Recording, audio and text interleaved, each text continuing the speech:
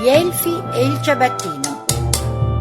Adattamento di Book Box.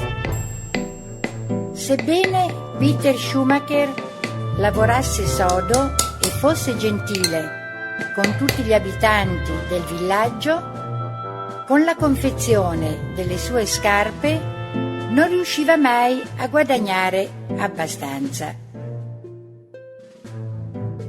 Proprio quel giorno, freddo e nevoso, nel suo laboratorio gli era rimasta soltanto la pelle sufficiente a preparare un ultimo paio di scarpe.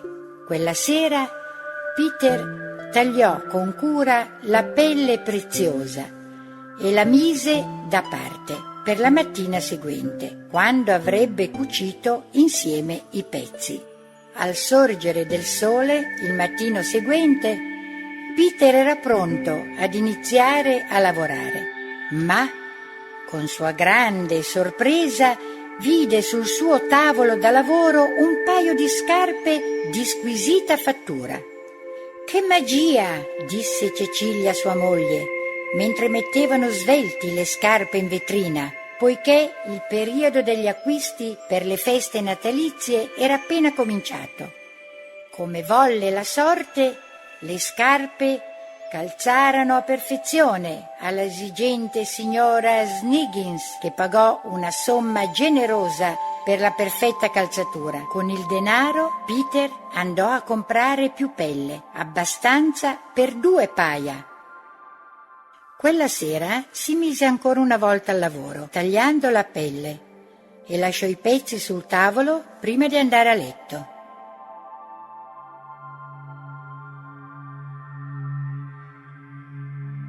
Con la speranza di un buon modello, si addormentò e sognò scarpe. Quando si svegliò la mattina seguente di buon'ora, si trovò nuovamente davanti 2 paia di scarpe di raffinata fattura. I clienti comprarono anche queste immediatamente perché erano dei capolavori. Adesso Peter poteva comprare pelle a sufficienza per 4 paia di scarpe. Le attività magiche procedettero per parecchio tempo ed il nome di Schumacher divenne noto per le migliori scarpe della città.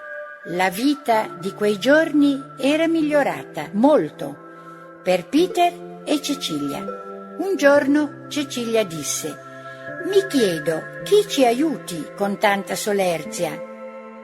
E Peter annunciò: «Stanotte ci nasconderemo nel laboratorio e vedremo cosa succede». E così fecero. A mezzanotte in punto, 2 piccoli elfi entrarono in punta di piedi ed iniziarono a lavorare, confezionando rapidamente le scarpe eleganti. Erano mal vestiti e non indossavano neppure le scarpe.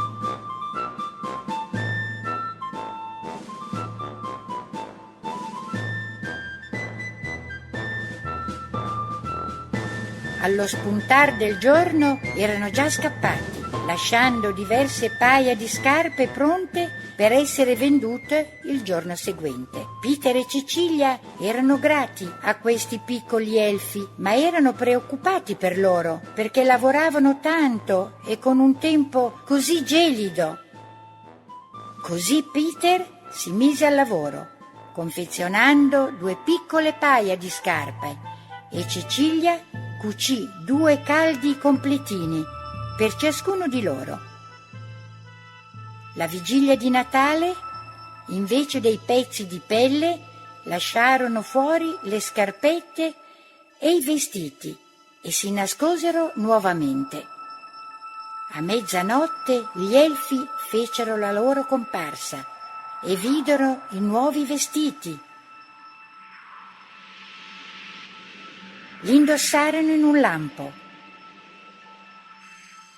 Erano così felici che risero